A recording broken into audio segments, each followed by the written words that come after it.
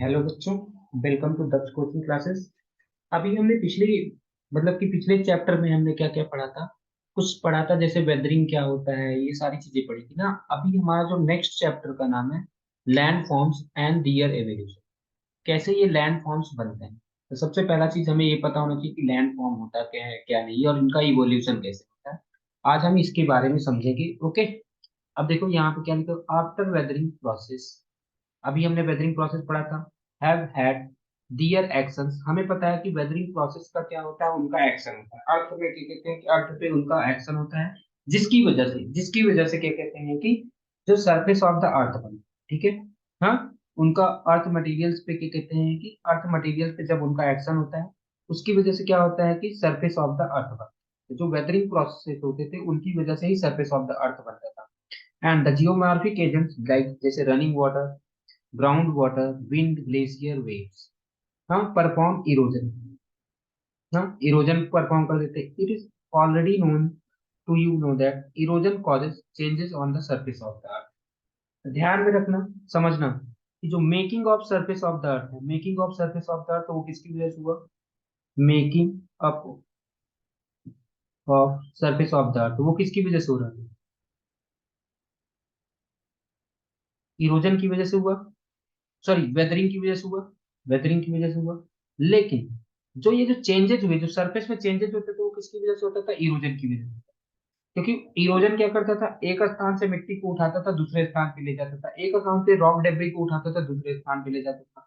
Soil का formation में भी इरोजन ने साथ निभाया था। डिपोजिशन, डिपोजिशन क्या होता था, इरोजन के बाद होता था। डिपोजिशन का मतलब होता था जब इरोजन में वो मिट्टी एक स्थान से उठा करके दूसरे स्थान पे ले जा रहा होगा, तो वहां पे जाकर के कहीं ना कहीं वो जमा तो होगा ना, तो डिपोजिशन हुआ था। याद करो, हमने पिछले चैप्टर में ये सारी बातें पढ़ी। Because of deposition to changes occur, यानी कि क्या कहते हैं कि डिपोजिशन की वजह से। अभी तक हमने ये, अब तक इस चैप्टर में जो अभी हम चैप्टर पढ़ रहे हैं, इसमें अभी तक हमने पढ़ा कि वेदरिंग के कारण क्या हुआ था। वेदरिंग के कारण क्या हुआ था बताओ। मेकिंग अप ऑफ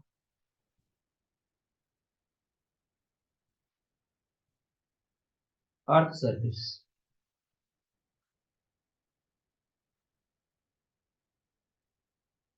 फिर हमने पढ़ा इरोजन के कारण क्या हुआ।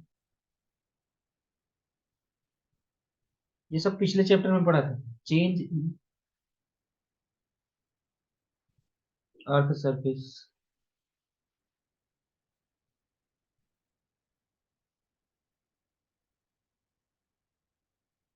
इरोजन के बाद में, वेदरिंग के बाद में इरोजन, इरोजन के बाद में क्या होता है, डिपोजिशन। डिपोजिशन के कारण भी चेंज इन अर्थ सरफेस हुआ।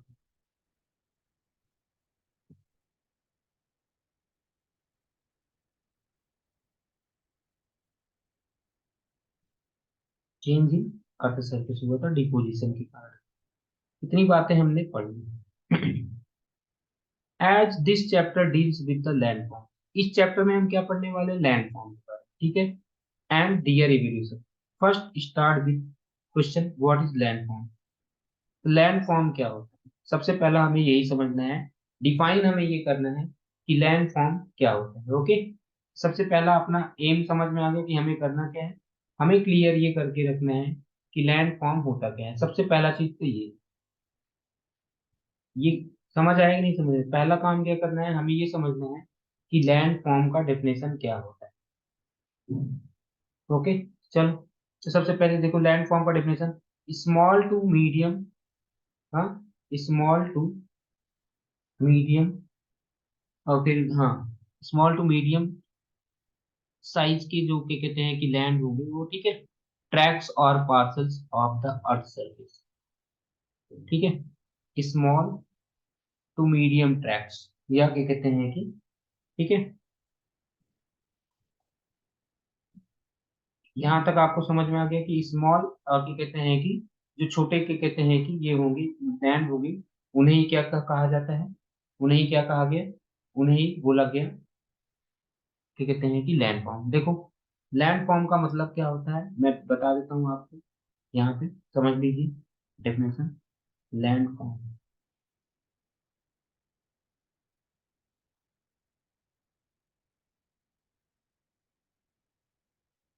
It is a small to medium size part of surface of earth. ठीक है, ध्यान रखो क्या, it is a small to medium, it is a small to medium sized part of, हाँ, size, हाँ, sized part of surface of the earth. ठीक है, ये ध्यान रख लो कि ये small to medium size part होता है, अर्थ का एक स्मॉल से मीडियम साइज पार्ट होता है, उसी को क्या कहते हैं कि बोल। ओके, इतना बात आपको समझ में आ गया क्या कि लैंड फॉर्म क्या है। ठीक है, और ये ध्यान रखना, it is a natural geographical feature, मतलब नेचर के द्वारा बनाया गया होता है, natural geographical feature.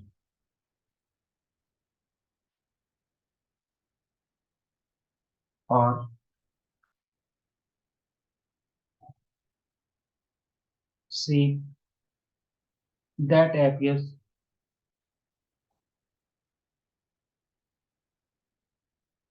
On the earth surface, जो अर्थ सरफेस पे दिखाई देते हैं। इतना बात समझ में है। इसमें एग्जाम्पल कौन कौन से हो जाते हैं, इसमें आ जाते हैं हिल्स, लेक्स। ठीक है, हिल्स हो गए, लेक्स हो गए, ये स्मॉल लैंड फॉर्म हो गए, हिल्स हो गए, लेक्स हो गए, small land form. Okay, land forms that are created and saved by geographical forces of nature. हाँ, ये भी हो जाते हैं। तो यहाँ तक आपको बात समझ में आ गया। अब देखो, स्मॉल से मीडियम साइज के जो लैंड, हाँ, जो पोर्शंस हो गए, स्मॉल टू मीडियम साइज के जो पोर्शंस हैं, ये ध्यान रखो। अभी मैंने बताया, ऊपर भी डेफिनेशन ये लिखा है, small to medium size portions, portions लिख लो, चाहे पार्ट लिख लो, चाहे जो भी लिख लो, of the earth surface, earth surface का। ठीक है, इसी को क्या बोला गया, इतने को ही बोला गया लैंडफॉर्म। और ध्यान रख लो कि लैंडस्केप क्या होता है, ये भी पूछ सकते हैं, लैंडस्केप क्या होता है।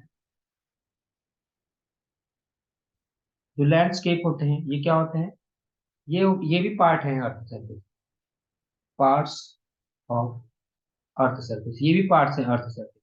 बट बट जब, sorry, parts of the earth surface, but जब इनको क्या कहते हैं कि ये बनते कैसे, लैंडस्केप जो बनते हैं, जब बहुत सारे क्या कहते हैं कि लैंडस्केप को मिला दिया जाता है, जब बहुत सारे क्या कहते हैं कि form, it is formed by mixing of, several landforms together. जब बहुत सारे लैंडफॉर्म को एक साथ मिला दिया जाता है तो एक लैंडस्केप बनता है, सेवरल लैंडफॉर्म्स टुगेदर। जब बहुत सारे लैंडफॉर्म को एक साथ मिक्स कर दिया जाता है तो ये क्या बनते हैं, लैंडस्केप बनते हैं। ठीक है, लैंडस्केप कैन बी नेचुरल, ये नेचुरल भी हो सकते हैं, मैन मेड भी हो सकते हैं, नेचुरल भी हो सकते हैं, मैन मेड भी हो सकते हैं। ठीक है, इतना बात समझ में आया, नहीं समझ में आया। इसके एग्जाम्पल क्या होते हैं, इसके लैंडस्केप के एग्जाम्पल होता है सिटीज, फार्म्स, खेत वगैरह। ठीक है, इतना बात आपको समझ में आ गई। लैंडस्केप के एग्जांपल्स माउंटेन्स, डेजर्ट, ये सारी चीज, इतना क्लियर आ गया। ठीक है, ओके। तो ये सारी चीजें आ गई, माउंटेन्स और सिटीज जो होते हैं ये मैन मेड एग्जाम्पल है, मैन मेड के लैंडस्केप के एग्जाम्पल। और ये माउंटेन्स वगैरह जो हो जाएंगे वो किसके एग्जाम्पल हो जाएंगे, लैंडस्केप। तो उम्मीद करते हैं यहाँ तक आपको बात समझ में आ गई। अगला क्वेश्चन देख लीजिए आप, क्वेश्चन देखिए, यहाँ पे क्वेश्चन लिखा हुआ है कि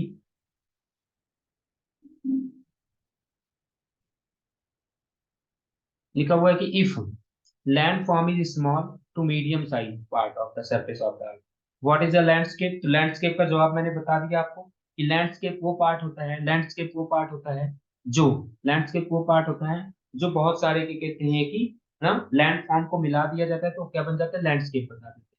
several related land forms together make landscape, यहाँ पर भी वही लिखा हुआ है, यानी कि ये large tracts of earth surface होते हैं, यानी कि क्या कहते हैं कि जो लैंडस्केप होते हैं वो लैंडस्केप जो होते हैं वो large tracts of earth.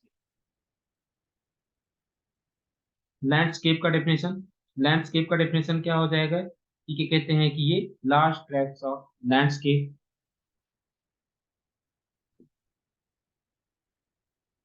Large tracts लिखो, पोर्शन लिखो, जो भी लिखना हो वो लिखो, large tracts of the earth surface, इन्हें बोला जाता है लैंडस्केप बोला जाता है। और ध्यान रख लेना ये कैसे बनते हैं, फाउंड बाई, देखो लिखा भी है कि सेवरल लैंड फॉर्म्स, हाँ, together make a landscape, several land forms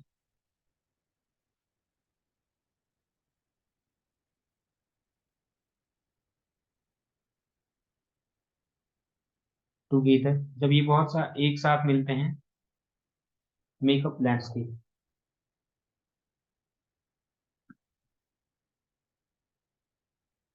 ये सब मिलकर के लैंडस्केप्स बनाते हैं। तीसरा point, each landform has its own physical shape size, her landform का अपना शेप होगा, साइज होगा, मटेरियल्स होंगे, ओके। हर लैंडफॉर्म का अपना शेप होगा, साइज होगा, ठीक है। Each landform has its own physical shape, size, materials and it is a result of the action of the geomorphic process.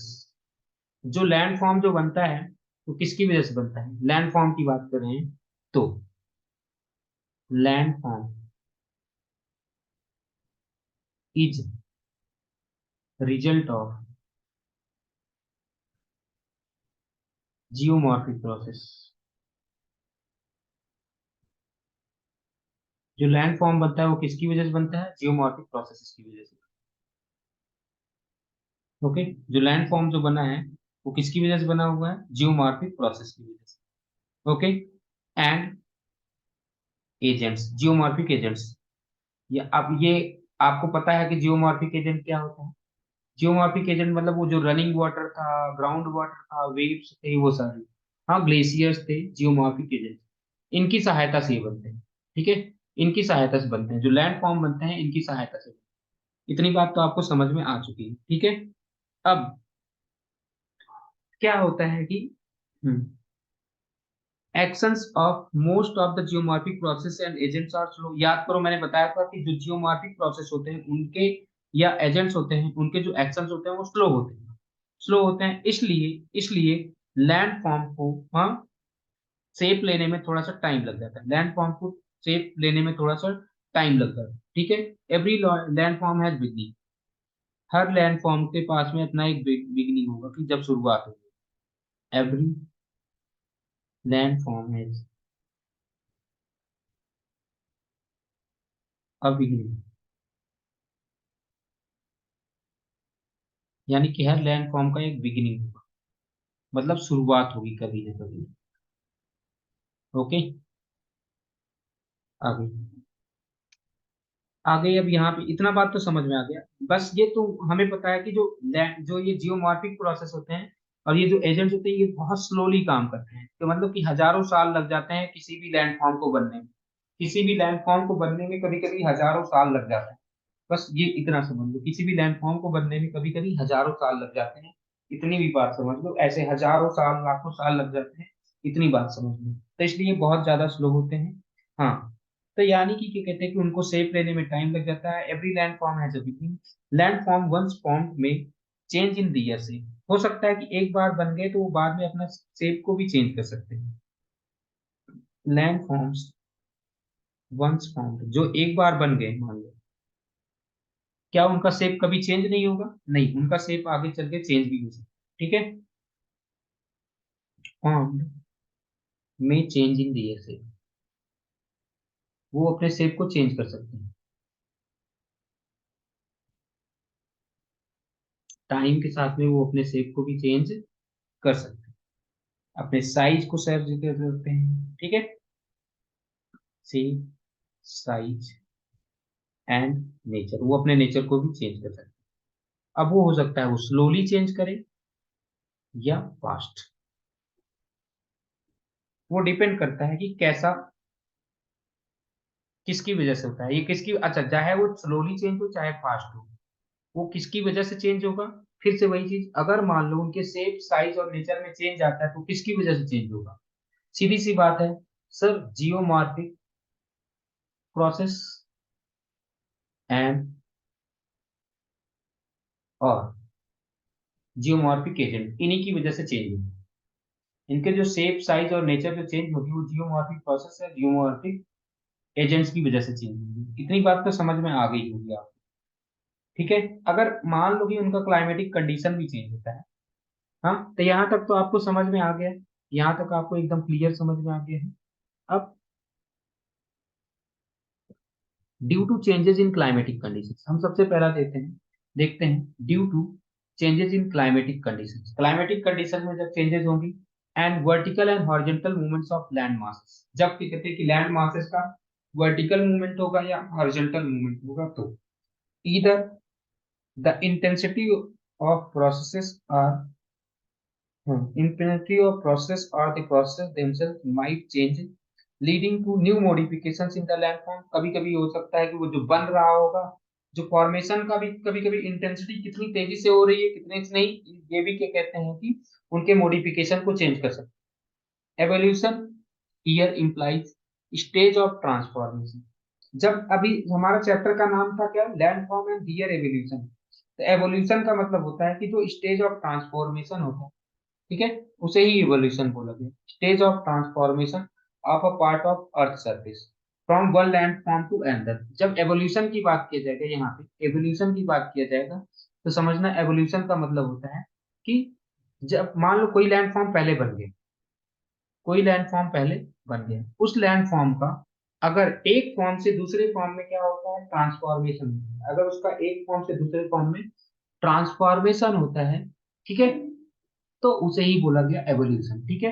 Earth, one land form into another और transformation of individual land form after they are once formed, एक बार जो बन गए उसके बाद उसमें जो भी ट्रांसफॉर्मेशन हो रहा होगा उसे ही एवोल्यूशन बोला। That means each and every landform has a history, यानी कि जो लैंडफॉर्म बना होगा वो पहले कुछ रहा होगा, फिर अभी धीरे धीरे टाइम के साथ में उसमें चेंजेस हुए होंगे। जैसे इंसानों के अंदर टाइम टाइम के साथ में चेंजेस होते रहते हैं। हाँ, जैसे लोग मतलब कि पहले भी देखो, जैसे पहले जैसे इंसान क्या था, एवोल्यूशन का मतलब होता है पहले इंसान कैसे, मतलब कि सोचो कि जैसे बंदर, बंदर से फिर धीरे धीरे धीरे धीरे ऐसे चल के इंसान बने, मतलब कि सोचो ऐसे, मतलब कि इंसानों का डेवलपमेंट हुआ। फिर क्या कहते हैं कि वैसे ही मतलब समझ लो कि लैंडफॉर्म का भी डेवलपमेंट होता है। लैंडफॉर्म जो पहले बना होगा वो धीरे धीरे चेंज हो रहा होगा टाइम के साथ में, तो उसे बोला गया अलैंड masses. अलैंड mass passes through stage of development somewhat comparable to the stage of life। तो जो लैंड मास होगा वो भी पहले यूथ होगा, फिर मेच्योर होगा, फिर ओल्ड एज होगा। जैसे इंसानों में होता है पहले यूथ होता है, फिर ओल्ड एज होता है, हाँ, फिर मेच्योर होता है, फिर ओल्ड एज आता है। तो वैसे यहाँ पर, ओके, इतना बात तो आपको क्लियर समझ में आ गया होगा कि मैं क्या कहता हूँ। ओके, तो यहाँ तक आपको समझ में आ गया। अब आगे रनिंग वाटर की। अच्छा, रनिंग वाटर, अब हम एक एक चीज को समझेंगे। रनिंग वाटर में क्या देखते हैं, इन ह्यूमिड रीजन्स, जहाँ पे मतलब ह्यूमिड का मतलब होता है जहाँ पे नमी वाले इलाके, ठीक है, विच रिसीव हैवी रेनफॉल, जहाँ पे बहुत ज्यादा रेनफॉल होगा। Running water is considered the most important geomorphic agent.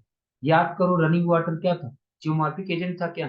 पिछले चैप्टर में हमने पढ़ा था ना, रनिंग वाटर जो होता है वो क्या होता है, जियोमॉर्फिक एजेंट। जियोमॉर्फिक एजेंट होता है, जो रनिंग वाटर है वो क्या है, एक जियोमॉर्फिक एजेंट है। ओके, तो रनिंग वाटर, हाँ, is considered the most geomorphic agent, हाँ, most important geomorphic agents in bringing about the degradation of the landscape। तो डिग्रेडेशन ऑफ जो लैंड सरफेस का जो डिग्रेडेशन होता है वो किसकी वजह से होता है, रनिंग वाटर की वजह से होता है। There are two components of running water. Running water के कितने कंपोनेंट है, दो। रनिंग वाटर के कितने कंपोनेंट्स हैं, तो ध्यान रखो, components of running water, components of running water. Running water, एक मिनट, रनिंग वाटर के दो कंपोनेंट, रनिंग वाटर के कितने कंपोनेंट्स हैं, दो कंपोनेंट्स हैं। कौन कौन से, एक है overland flow, overland flow on general land surface.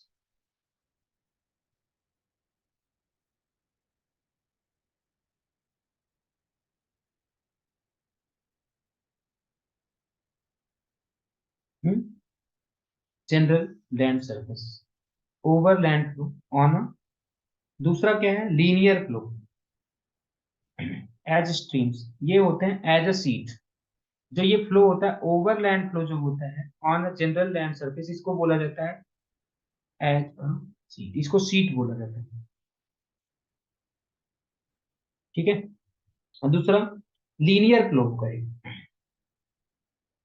दूसरा होगा एक linear flow as a streams, as streams and rivers in valleys, as streams and rivers in valleys. तो जो रनिंग वाटर है वो दो है, एक सीट के फॉर्म में, एक स्ट्रीम्स और रिवर के फॉर्म में। हम जो क्या कहते हैं कि ओवरलैंड फ्लो है उसको सीट बोला गया, जो लैंड के ऊपर जो फ्लो हो रहा है उसे सीट बोला गया, और जो वैलीज में फ्लो होते हैं वे क्या बोला गया, स्ट्रीम्स बोला गया या रिवर्स बोला गया। इतना बात समझ में है। रनिंग वाटर के दो कंपोनेंट कौन कौन से, एक है सीट और एक है, एक जो लैंड के ऊपर फ्लो हो रहा है मतलब फ्लैट एरिया में, समझो ऐसे ये फ्लैट एरिया है, इसके ऊपर जो एक जो फ्लो हो रहा होगा, हाँ इस पे जो फ्लो हो रहा होगा उसे क्या बोला गया, सीट बोला गया। और दूसरा, मान लो कहीं पे वैली है, वैली मतलब समझ ही रहे होगे, इधर भी ना इधर भी देखे, इधर भी क्या कहते हैं कि, और इधर भी, और ये बीच में ऐसे नदी फ्लो हो रही है बीच में, तो समझ रहे हैं ना। आपको पता चल चुका कि एक लीनियर फ्लो हो रहा है, एक ओवरलैंड फ्लो हो रहा है, ये सारी बातें आपको समझ में आ चुकी है। ठीक है, देयर आर टू कंपोनेंट्स, वो सारी बातें हो गई, हमने यहाँ तक भी पढ़ लिया। अब आगे, हाँ, one is overland flow, general land surface as a sheet, another is linear flow as streams and rivers in valleys. ठीक है, most of the erosional landforms made by running water are associated with vigorous and youthful rivers. ध्यान रख लो कि जो land forms जो बन रहे हैं, जो इरोजनल लैंड फॉर्म्स, जो ज्यादातर इरोजनल, इरोजन का मतलब होता है, फिर से आप समझ लेना कि जो मिट्टी कट वट जाती है तो उसे इरोजन बोलते हैं।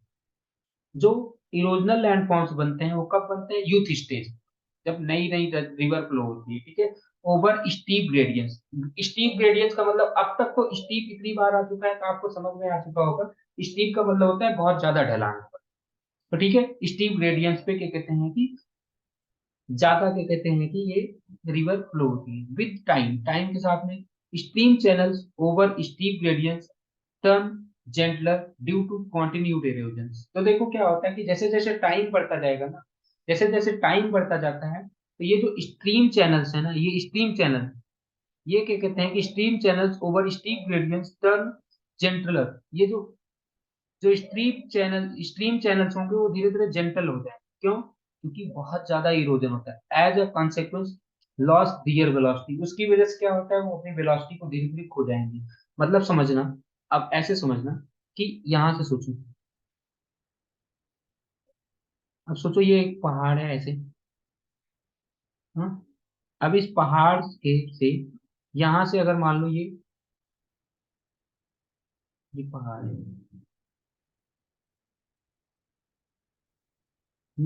ये पहाड़ है, और यहां से समझो ऐसे पानी धीरे धीरे आ रहा है, तो पानी वो जो आएगा, मान लो यहाँ पे चैनल है, चैनल मतलब रास्ता, ऐसे सोचो स्ट्रीम कोई भी, मतलब ऐसे नदी, थोड़ी सी छोटी छोटी नदियां जो होती है उन्हें स्ट्रीम से बोला जाता है। अब यहाँ से स्ट्रीम फ्लो हो रही होगी, तो क्या होगा, जब ये यूथ स्टेज में होगी, तो ये पहाड़ वहाड़ को कट करके इस नदी में सब मिट्टी भर जाएगी। हाँ, यूथ स्टेज में क्या होता है, जैसा कि मैं अभी बताया था, यूथ स्टेज में क्या होगा, जो रनिंग वाटर होगा वो क्या होगा, ये मिट्टी को काट काट करके इसमें इस नदी में भर देगा। जब इस नदी में भर देगा, तो ये जो नदी हो जाएगी वो क्या हो जाएगी, जेंटलर हो जाएगी, मतलब उस नदी में भर गया। तब उस नदी में, तो वही चीज यहाँ पे लिखा होगा कि most of the erosional landforms vigorous, मतलब तेज होते हैं, youthful rivers flowing over steep gradients with the time, stream channels over steep gradients turn gentler. जो स्टीप जनरल, हाँ, स्टीप ग्रेडियंट्स में जो चैनल्स होंगे, जो स्ट्रीम चैनल्स होंगे, स्ट्रीम चैनल्स का मतलब वो जो छोटी छोटी नदियां होंगी, वो क्या होंगी, जेंटलर हो जाएंगी। क्यों? क्योंकि लगातार इरोजन की वजह से। And as a consequence lose their velocity, और इसकी वजह से उनकी वेलोसिटी, जो नदियों की वेलोसिटी क्या हो जाती है, कम हो जाती है। और फैसिलिटेटिंग एक्टिव डिपोजिशन, यहाँ पे एक्टिव डिपोजिशन होता है। आगे, यहाँ तक तो आपको बात समझ में आ गया होगा। There may be depositional forms associated with streams, कुछ देयर में भी, हाँ, मतलब ऐसे भी हो सकते हैं डिपोजिशनल फॉर्म्स होंगे जो स्ट्रीम के साथ में जुड़े होंगे, flowing over the steep slope. हाँ, वो क्या होगी, डिपोजिशनल फॉर्म्स होंगे कुछ जो स्ट्रीम के साथ में जुड़ जाएंगे, but these phenomena will be on small scale. जो ऊपर जो डिपोजिशनल फॉर्म होंगे, मतलब कि ज्यादा डिपोजिशनल फॉर्म ऊपर नहीं बन पाते, क्योंकि क्या होता है, वहां पे नदी का स्पीड क्या होता है, बहुत ज्यादा होता है। ठीक है, ठीक है। तो वहां पे डिपोजिशनल फॉर्म का मतलब ये मत समझना कुछ और कहानी। डिपोजिशनल फॉर्म का मतलब होता है कि यहाँ पे ऐसा नहीं है कि मिट्टी जमा हो करके, यहाँ पे ऐसा नहीं कि यहाँ पे मिट्टी जमा हो करके क्या कहते हैं, कुछ और बना लेगा, नहीं। डिपोजिशनल फॉर्म्स वहां नहीं बनते, but these phenomena will be on small scale, ये ज्यादा इसको बड़े लेवल पे नहीं होते, इसलिए। और ये क्या कहते हैं कि आगे जा करके ये बना सकते हैं। The gentler and the river channels in gradient or slope, the greater is deposition। ये ध्यान रख लेना, जितना स्टीप होगा उतना लेस डिपोजिशन, अगर स्टीप ज्यादा है तो डिपोजिशन कम होगा। स्टीप का मतलब ढलान ज्यादा है, तो डिपोजिशन क्या होगा, लेस होगा। डिपोजिशन स्पेलिंग गलत हो गई, डिपोजिशन क्या होगा, लेस होगा। और जितना ज्यादा जेंटलर स्लोप होगा, जेंटलर स्लोप जितना ज्यादा होगा, डिपोजिशन भी उतना ही ज्यादा होगा। समझ में आया? जितना मतलब कुल मिला करके, जितना डिपोजिट, हाँ ठीक है, जितना यहाँ पे क्या कहते हैं कि जेंटलर का मतलब यहाँ पे है कि ढलान जितनी कम होगी उतना ज्यादा ही क्या कहते हैं कि डिपोजिशन होगा। when the stream beds when stream beds turn gentler due to continued erosion। अब देखो क्या होता था, जो स्ट्रीम बेड्स थे, स्ट्रीम बेड्स का मतलब होता है वो जो नदी का अंदर का समझ लो पार्ट, जो, अब समझना, ये नदी ऐसे है, नदी के अंदर ये वाला पार्ट है, यहाँ पे स्ट्रीम बेड, जो नदी का सबसे निचला हिस्सा होता है उसे स्ट्रीम बेड्स बोलते हैं। ओके, ठीक है।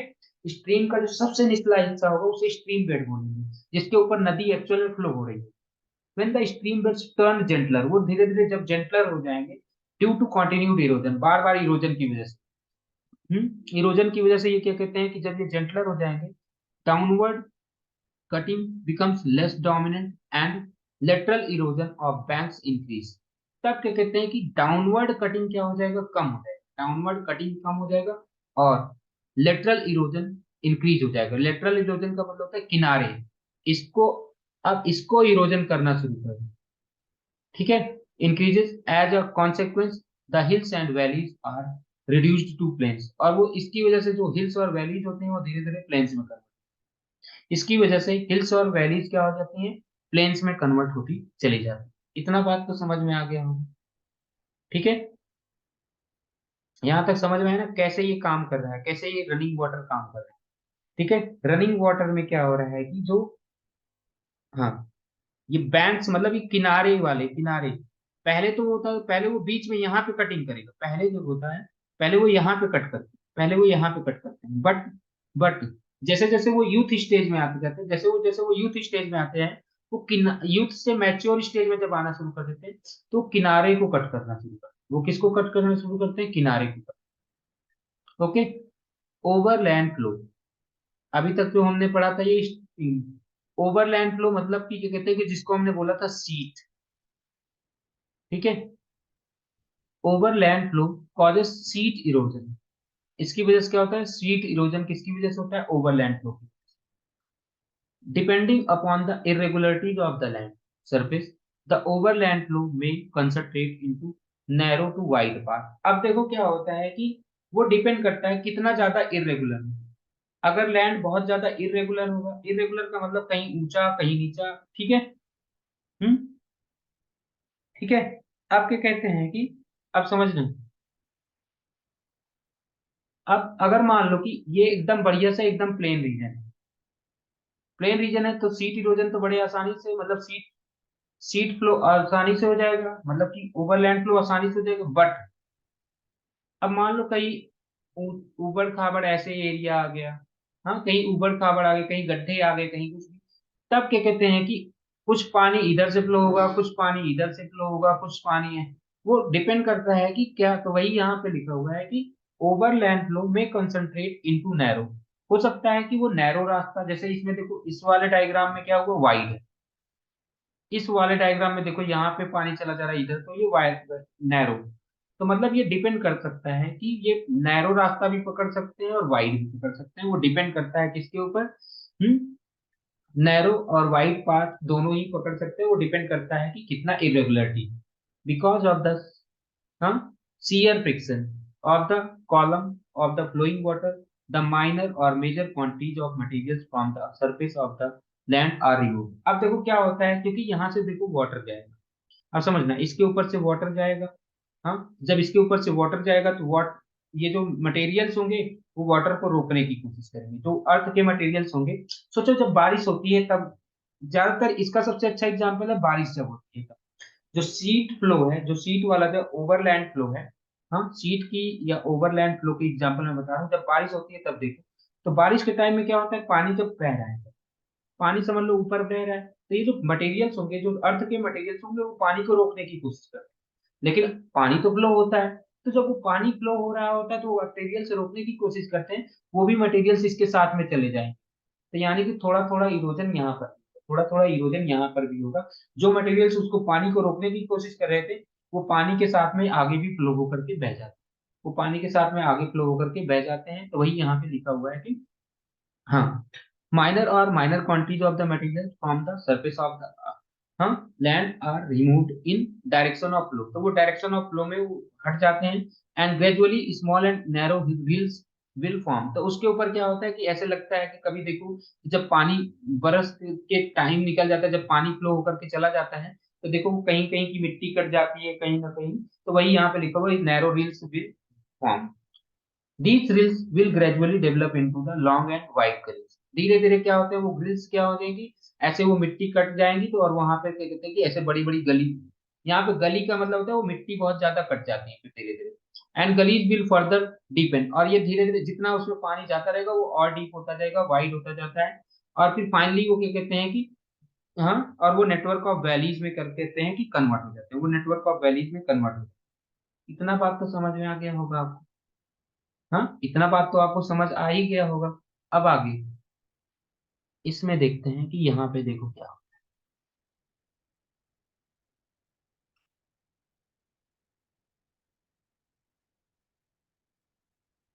अभी ये देखना है यहाँ पे ये कैसे धीरे धीरे अभी आ रहे हैं, बीच के बारे में मैं बताता हूँ, थोड़ा सा और आगे पढ़ लेते हैं इसको। तो यहाँ तक उम्मीद करता हूँ कि आपको एकदम क्लियर समझ में आ गया होगा जो जो मैं बताने की कोशिश कर रहा हूँ। अब आगे देखिए, हाँ इन अर्ली स्टेजेस, मतलब शुरुआत में, down cutting dominates during which irregularities such as waterfalls and cascade will be removed।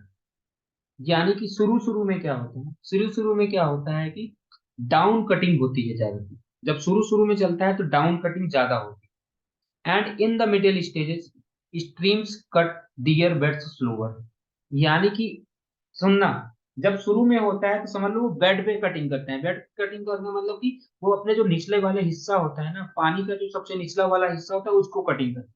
शुरू शुरू में जब वो फ्लो करना शुरू करते हैं, जैसे मान लो एकदम शुरू हो रहा है, यहाँ पे इस डायग्राम में समझना, इस डायग्राम में यहाँ पे क्या होगा, यहाँ पे से ये एकदम शुरुआत है, यहाँ पे क्या होगा, यहाँ पे जो होगा वो बेड कटिंग करेगी, क्योंकि ये शुरू शुरू का हिस्सा है ना, शुरू शुरू में क्या होता है, बेड कटिंग कर, समझ में आया ना। यहाँ पे क्या होता है कि वो एकदम डाउन कटिंग, जिसको बोलते हैं डाउन कटिंग करते हैं, यहाँ पे शुरू शुरू के हिस्से में क्या करते हैं वो डाउन कटिंग करते हैं। और फिर इन मिडल स्टेजेस, जब मिडल स्टेजेस में पहुंच जाता है, stream cut their beds slower, वो अपने बेड्स को थोड़ा कम काटना शुरू करेंगे। और lateral erosion of the valleys, अब देखो क्या होता है, यहाँ पे देखना, यहाँ पे देखो विड्थ क्या थी, बहुत कम है। यहाँ पे आपको देखो ये देखो कितनी चौड़ाई नदी की चौड़ाई यहाँ ज्यादा दिखाई दे रही है, नहीं, यहाँ पे आपको ज्यादा चौड़ाई दिखाई। तो मिडल एजेस में क्या करते हैं, मिडल एजेस में क्या होता है, मिडल एजेस में भैया होता है कि वो किनारों को कट करना शुरू करते हैं, वो किनारे को, जब वो किनारे को कट करते हैं उसको बोलते हैं, जैसे राइन इरोजन, क्या बोलते हैं उसे, लेटरल इरोजन।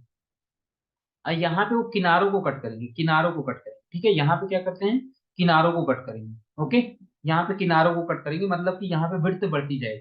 देखो ऐसे समझ लो, ऐसे चल रहा है ऐसे, क्योंकि यहाँ पे वो किनारों को कट करते जा रहे हैं, किट कट करते जा रहे हैं, जब किनारों को कट करते जा रहे हैं तो मतलब विड्थ तो बढ़ती चली जाती है। शुरू में विड्थ नहीं बढ़ती, शुरू में विड्थ नहीं बढ़ती, क्यों, शुरू में क्या करते हैं, शुरू में डी शुरू में वो क्या करते हैं, देखो, शुरू में विड्थ नहीं बढ़ती, शुरू में विड्थ नहीं बढ़ती, उसका रीजन क्या है, उसका रीजन ये है कि शुरू में डाउन कटिंग होता है ना, शुरू में पानी में क्या होता है, डाउन कटिंग होता है। डाउन कटिंग का मतलब होता है कि वो मिट्टी को निचले लेवल, मिट्टी यानी कि वो अपने बेड, जिसको मैंने बेड का मतलब अभी बताया था कि जिस पे पानी, पानी समझ लो जिस पे फ्लो होता है, जिस जमीन पे फ्लो होता है उसको कट करते हैं वो शुरू में। लेकिन जैसे जैसे मिडिल स्टेज में आ जाते हैं वो किनारों को कट करना शुरू कर देते हैं, और डाउन कटिंग स्लोअर हो कर देते हैं। जब जैसे जैसे आगे आके जाते हैं वहां पे डाउन कटिंग स्लोअर हो जाता है और किनारों को कट करना ज्यादा कर देते हैं। जो किनारों को कट करते हैं उसको लेटरल इरोजन बोलते हैं, जो किनारों को जब कट करते हैं उसे लेटरल इरोजन बोलते हैं, ठीक है। और इसकी वजह से क्या होता है, इसकी वजह से क्या होता है कि, हाँ, lateral erosion of the valley sides, valley sides मतलब किनारों को काटना वो ज्यादा हो जाता है, बिकम सीवियर, सीवियर का मतलब ज्यादा हो जाता है, ठीक है।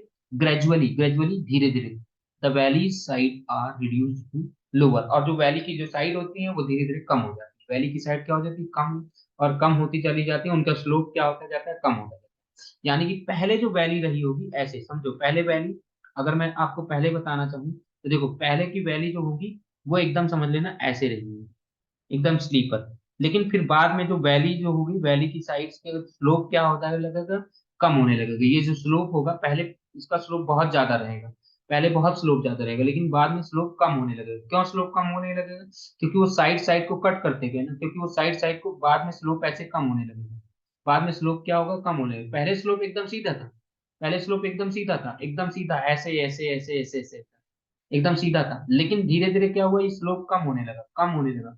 उस स्लोप के कम होने के कारण समझ रहे हो, ये इसको कट करती जा रही है, नदियां यहाँ पे किनारे किनारे को कट करती जा रही है, तो उनका स्लोप भी क्या हो जाएगा, कम होता जाएगा, उनका स्लोप भी क्या होता जाएगा, कम। यहाँ पे स्लोप एकदम सीधा, समझ लो कि एकदम सीधा होगा, लेकिन इधर का स्लोप भी क्या होता जाएगा, कम होता जाएगा। तो ये यहाँ पे बताने की कोशिश किया जा रहा है। The divides between drainage basin, अब देखो ड्रेनेज बेसिन के बीच में डिवाइड्स क्या होते हैं ये मैं आपको बता देता हूँ।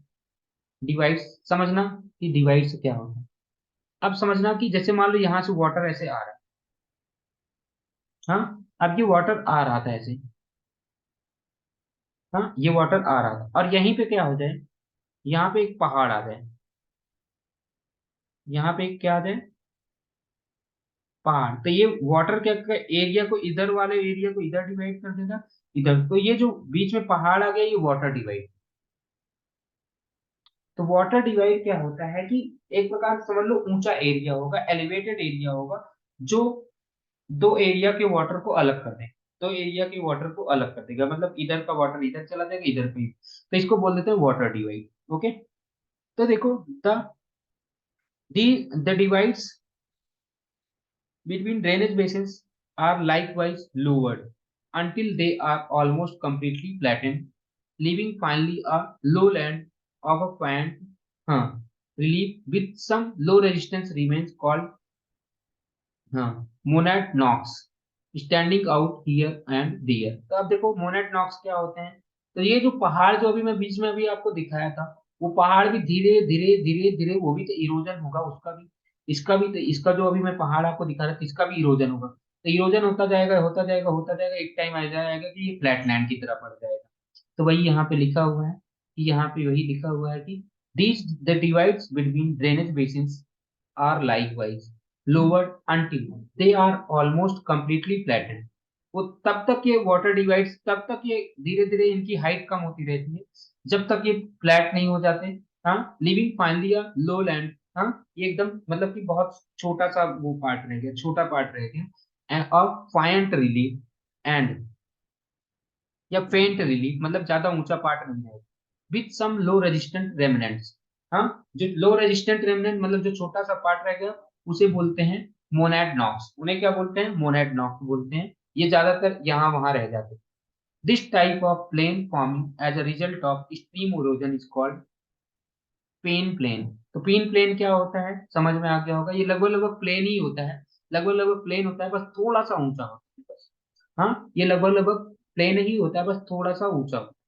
आप यहाँ से एक बार फिर से समझते हैं, वो सारी बातें आपको समझ में आ चुकी हैं। देखो, द डिवाइड्स बिटवीन ड्रेनेज, जैसा कि अभी मैंने बताया, वो जैसे पहाड़ वाले जैसे एरिया होते हैं वो थोड़ा थोड़ा क्या हो जाते हैं, आर लाइकवाइज लोअर्ड, ये क्या होते हैं, कम होते जाते हैं, until they are almost completely flatted, ये तब तक कम होते जाते हैं जब तक लगभग लगभग फ्लैट नहीं हो। हाँ, जब तक मतलब कि इनकी हाइट एकदम से क्या कहते हैं कि कम नहीं हो जाए तब तक ये कम हो जाए। फिर हाँ, लो लैंड ऑफ द फेंट, फेंट रिलीफ, फेंट का मतलब होता है लगभग लगभग जो ना के बराबर, मतलब थोड़ा सा ही हाइट का रहेगा। Faint relief with some low resistance remnant, जो बचा हुआ पार्ट है जो लो रेजिस्टेंस रेमिनेंट है उसे क्या बोला गया? मोनैड नॉक्स। उन्हें क्या बोला गया? मोनैड नॉक्स। वो क्या कहते हैं कि यहाँ वहां रहते हैं वो यहाँ वहां रहते हैं। अब दिस टाइप ऑफ प्लेन, जो ऐसे जो प्लेन बने, इन प्लेन को क्या बोला गया? पिन प्लेन बोला गया। इन प्लेन को बोला गया जो जो स्ट्रीम इरोजन की वजह से हुई, स्ट्रीम इरोजन की वजह से जो प्लेन बने हैं इन्हें क्या बोला गया? पिन प्लेन बोला गया। ये सब आपको याद रखना है कि पिन प्लेन क्या होता है, मोनैड नॉक्स क्या होता है, ये सब आपको पता है। ठीक है। The characteristics of each of the stages of the landscapes developing in running water regimes may be summarized as follows। अब इनको अब हम एक एक चीज को, रनिंग वाटर में देखो कौन कौन सी चीजें होती हैं, कैसे होती हैं, इसको समझो।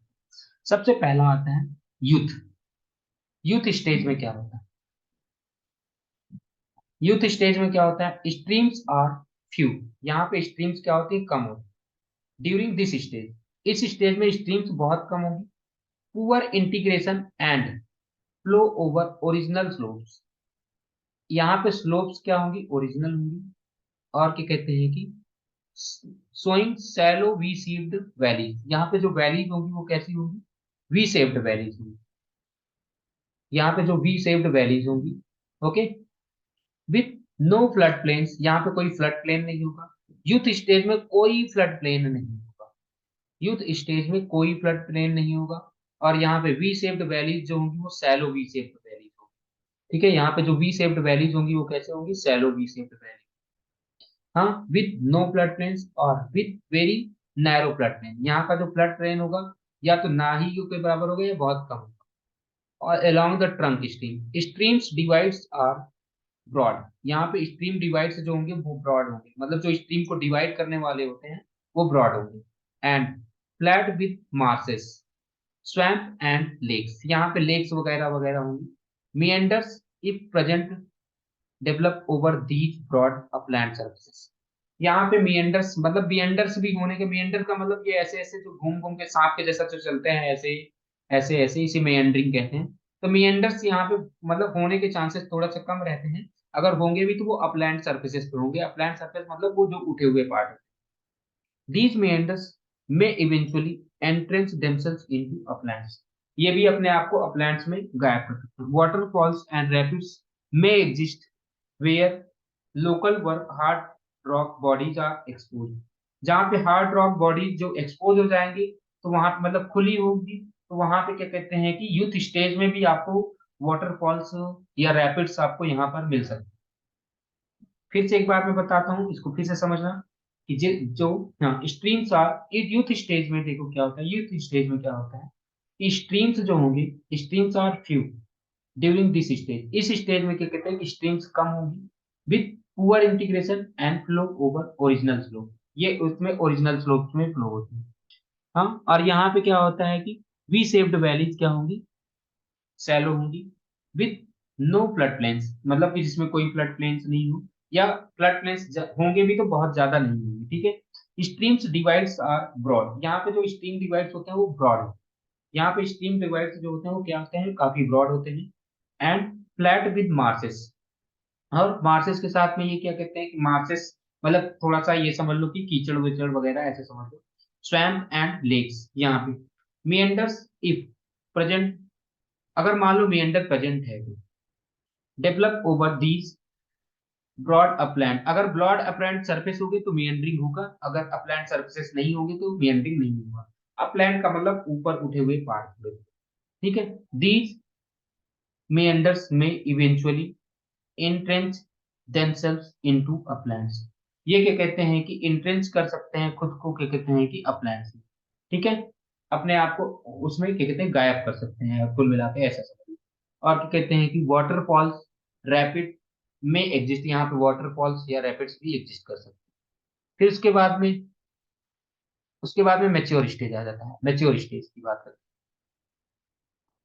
ड्यूरिंग दिस स्टेज, इस स्टेज में क्या होता है, streams are plenty with good integration, देखो उसमें क्या था, वहां पे कोई जो ओल्ड यंग स्टेज था या यूथ स्टेज था, उसमें ज्यादा इंटीग्रेशन था क्या, नहीं, उसमें ज्यादा इंटीग्रेशन नहीं था, यूथ स्टेज में ज्यादा इंटीग्रेशन नहीं था। लेकिन यहाँ पे प्लेंटी विद गुड इंटीग्रेशन, यहाँ पे ज्यादा इंटीग्रेशन है। The valley are still V shaped, अभी भी शुरू में भी वी शेप्ड थी, अभी भी वी शेप्ड है, यानी कि यूथ स्टेज में भी वी शेप्ड वैलीज होती हैं। और क्या कहते हैं कि और क्या कहते हैं कि यहाँ पे मैच्योर स्टेज में भी वी शेप्ड होती है। बट यहाँ वहां पे क्या थे, यहाँ पे समझना, एक मिनट इसका टेबल ही बना लेते हैं। हमने पढ़ा यूथ,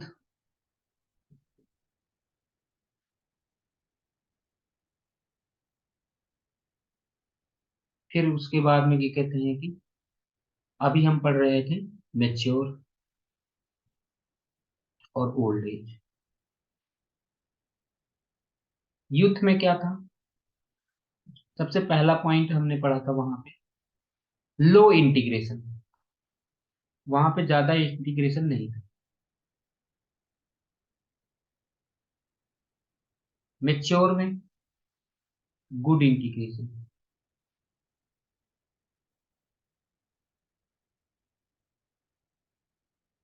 यहाँ पे सैलो वी शेप्ड वैलीज है,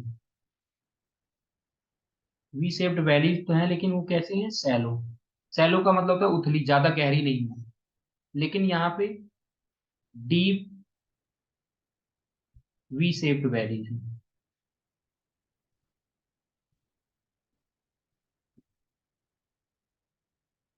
यहाँ पे डीप वी शेप्ड वैलीज है। और आगे trunk streams are broad enough to have wider flood plains, यहाँ पे देखो न, या तो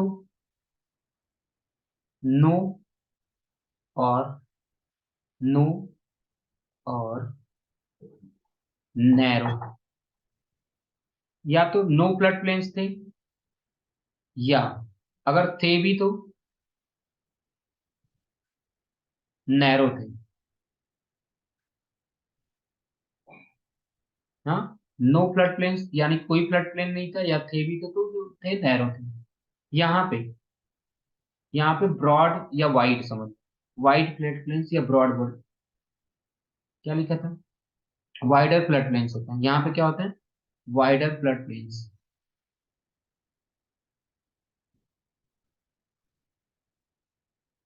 वाइडर फ्लड प्लेन।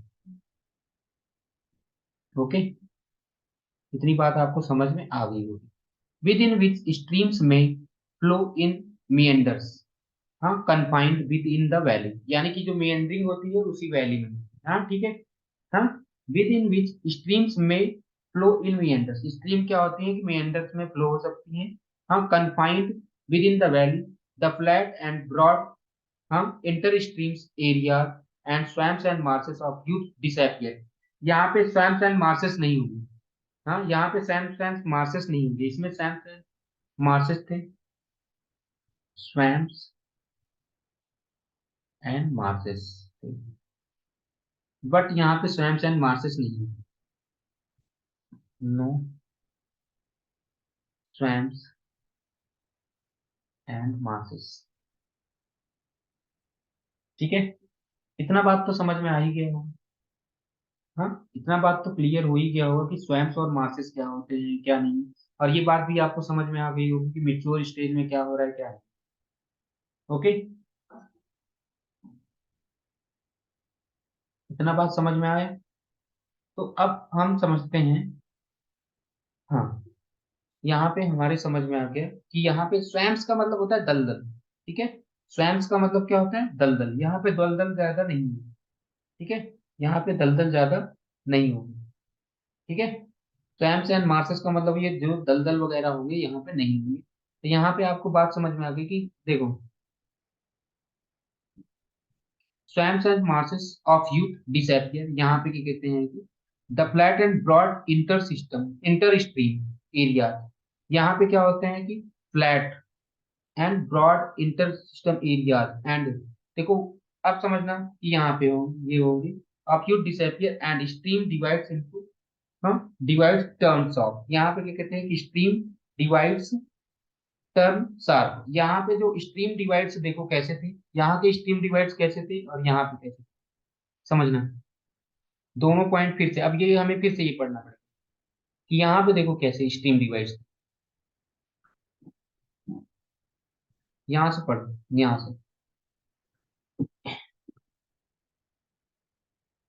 यहाँ पे समझना, stream divides are broad and flat. Stream divides यहाँ पे क्या थे, ब्रॉड एंड फ्लैट। आगे एक मिनट। हाँ, यहाँ पे स्ट्रीम डिवाइड्स कैसे थे, broad and flat.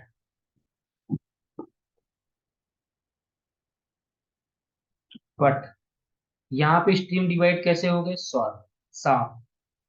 Stream divides यहाँ पे क्या हो गए, साफ। ठीक है, यहाँ पे स्ट्रीम डिवाइड्स कैसे थे, ब्रॉड एंड फ्लैट। यहाँ पे स्ट्रीम डिवाइड कैसे थे, ब्रॉड एंड फ्लैट। और यहाँ पे स्ट्रीम डिवाइडेड कैसे हैं, साफ। और क्या कहते हैं कि एंड, ये जो ये जो स्ट्रीम डिवाइड जो थे उसमें किससे भरे हुए थे, मार्सेस से भरे हुए थे। इसमें मार्सेस थे, स्वैम्प थे और लेक्स थे। इस स्ट्रीम डिवाइड्स में क्या क्या थे, मार्सेस थे, स्वैम्प थे। मार्सेस का मतलब दलदल वगैरह। हाँ ठीक है, ये सारी चीजें थी। But meanders if present develop over these broad upland surfaces। इसी में अगर meander डेवलप हो जाते हैं तो ठीक है, these meander में, हाँ, may eventually entrench themselves into, हाँ ठीक है। तो पहले इतना बात तो समझ में आ ही गया होगा, क्लियर। ठीक है।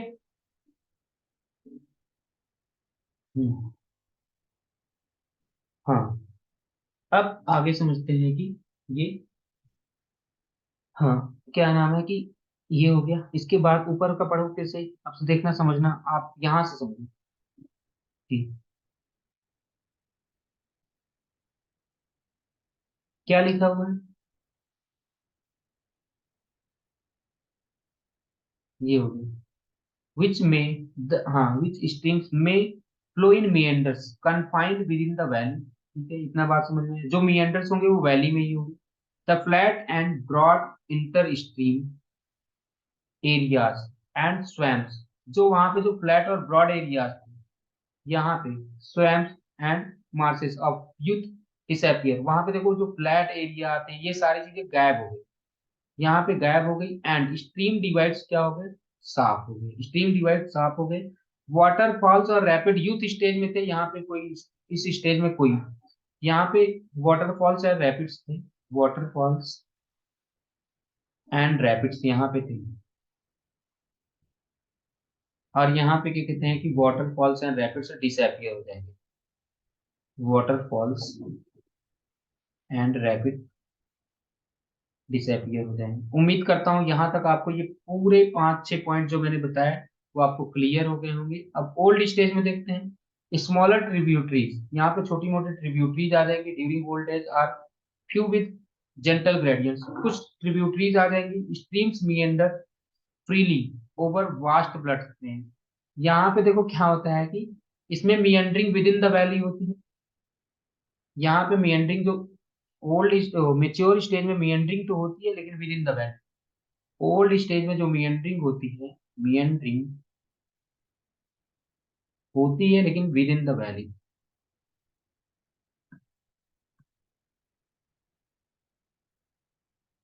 ये किसमें था, मेच्योर स्टेज में। लेकिन ओल्ड स्टेज में मेच्योर, ओल्ड स्टेज में, ये तो मेच्योर स्टेज में था। ओल्ड स्टेज में देखो क्या होता है, ओल्ड स्टेज में देखना क्या होता है, मीएंडरिंग यहाँ पे कैसी हो रही है, यहाँ पे जो मीएंडरिंग हो रही है, जो स्ट्रीम्स मीएंडर करते हैं बहुत बड़े फ्लड प्लेन्स में अपने आप को मीएंडर करते हैं, बहुत बड़े फ्लड प्लेन्स में अपने आप को मीएंडर करते हैं। यानी कि ये बताते हैं कि नेचुरल, हम ये बताते हैं कि एकदम बस समझ लो कि फ्रीली यहाँ पे एकदम समझ लो ये फ्री हो चुके हैं। ठीक है, यहाँ पे एकदम समझ लो ये लोग क्या हो चुके हैं, फ्री हो चुके हैं। ठीक है, ये किनारे को दर्शाते हैं, ये बांध को दर्शाते हैं कि हाँ ठीक है। हाँ, ऑक्सबो लेक्स यहाँ पे होंगी, नेचुरल लेवीज होंगी। हाँ, ऑक्सबो लेक्स होंगे यहाँ पे, ये डिवाइड्स, यानी कि ध्यान रख लो ऑक्सबो लेक अभी यहाँ नहीं आया था। ऑक्सबो लेक ऐसा होता है, ऑक्सबो लेक ऐसा होता है, ये डायग्राम ध्यान रखो। ऐसा लेक जब आपको दिखेगा तो वो होता है ऑक्सबो लेक। ठीक है, यू टाइप का लेक दिखेगा तो उसे बोलते हैं ऑक्सबो लेक। ये जो ऑक्सबो लेक है, ये आपको ना तो यूथ स्टेज में दिखेगा ना तो मेच्योर स्टेज में दिखेगा। तो ये कहाँ पे दिखता है, ओल्ड स्टेज में। ऑक्सबो लेक आपको किस स्टेज में दिखेगा, ओल्ड स्टेज में दिखेगा। डिवाइड्स आर ब्रॉड, यहाँ पर भी डिवाइड्स फिर से क्या हो गए, ब्रॉड एंड फ्लैट। और यहाँ पर भी लेक्स होंगे, स्वैम्प्स एंड मार्सेस होंगे ही होंगे। यानी कि जैसा यूथ स्टेज में था वैसा ही क्या कहते हैं कि जैसा यूथ स्टेज में ये वाला कहानी था कि डिवाइड्स कैसे थे, ब्रॉड एंड फ्लैट थे, उसके ऊपर लेक लेक थी। हाँ, स्वैम्प्स और मार्सेस थे, जैसा कि यूथ स्टेज में था वैसा ही हो गया। Most of the landscape is at slightly above the sea level, हल्का सा थोड़ा सा ऊपर सी लेवल के ऊपर हो। ओके, उम्मीद करता हूँ कि यहाँ तक आपको क्लेवर एकदम समझ में आ गया होगा। बाकी आगे ये कहते हैं कि हम इसको नेक्स्ट वीडियो में करेंगे। ठीक है, यहाँ तक आपको एकदम क्लियर समझ में आ गया होगा, जो भी नहीं समझ में आएगा आप उसको जरूर पूछिएगा एक एक चीज का। ठीक है।